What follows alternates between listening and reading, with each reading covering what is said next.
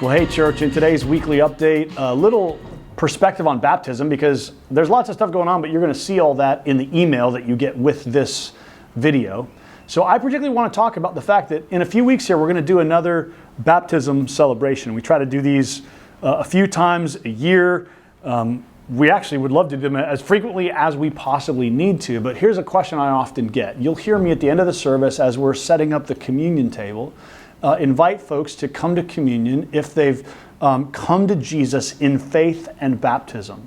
There's a reason I use that exact phrasing, because coming to Jesus in faith, at least as we see it in the scriptures, always includes coming to Jesus in baptism. Now, I know that all of our stories are different, and so it's possible to sort of wrestle with faith and journey for a long time and then come to Jesus and then say, okay, I need to be baptized. And for other people, it's like, I just came to Christ, I need to be baptized. What we want to emphasize either way is that the Bible sees faith and baptism as really tightly connected. You might say it this way, that baptism is the first expression publicly of faith in Christ. And so because those two things are so intricately connected, baptism should always be the first step of publicly identifying with Jesus. And then, of course, coming to the Lord's table is the ongoing step of identifying with Jesus as we come to Him weekly and commune with Him at His table.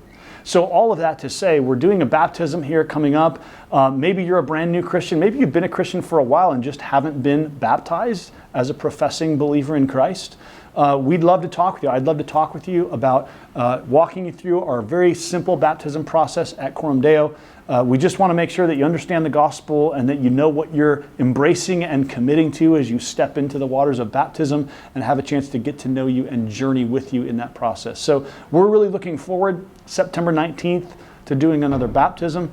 And if you're watching this and you're a parent and maybe you have kids who are beginning to ask questions about baptism, we're going to do a parent-child baptism class also.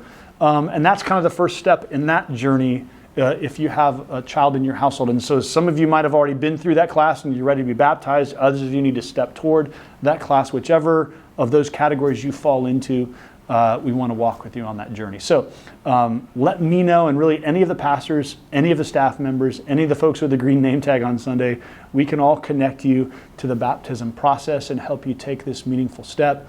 If you're a Christian and you've been baptized long ago, you know how important this sacrament is, and so I hope you'll celebrate with us on September 19th as we welcome some folks in publicly identifying with Jesus through baptism.